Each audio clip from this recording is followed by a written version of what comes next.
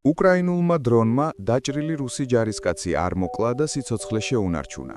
უკრაინის 54 მექანიზებული ბრიგადის K2 ბატალიონმა ვიდეო გამოაქვეყნა, სადაც ჩანს დრონით ჩატარებული გადარჩენის ოპერაცია.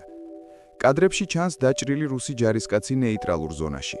თავდაპირველად დრონი ყუმბარას აგდებს, თუმცა ჯარისკაცი არ იღუპება. მოგვიანებით დრონი ბრუნდება და ხედავს, რომ დაჭრილი სამხედრო დახმარებას ითხოვს. ოპერატორი მას აღარ ესვრის. დრონი წყალს და წერილს უგდებს, სადაც მითითებულია გზა უკრაინულ სანგრებამდე. დაჭრილი ჯარისკაცი წყალს სვამს, ტყივილ გამაყუჩებელს იტეთებს და მოძრაობას იწყებს. უკრაინული დრონი მას გზაში მიუძღვის. ვიდეოში ისმის артиლერიის ცეცხლი. ვიდეოს მიხედვით დაჭრილ ჯარისკაცს საკუთარი ძალები ესვრიან. საბოლოოდ რუსი ჯარისკაცი უკრაინულ სატრანშეო სისტემას აღწევს, სადაც მას უკრაინელი სამხედროები ხვდებიან და ის ნებდება. ვიდეოს გადაღების დრო და ადგილი უცნობია, სავარაუდოდ დონბასშია გადაღებული. კადრები K2 ბატალიონის სარეკრუტო კამპანიის ნაწილია.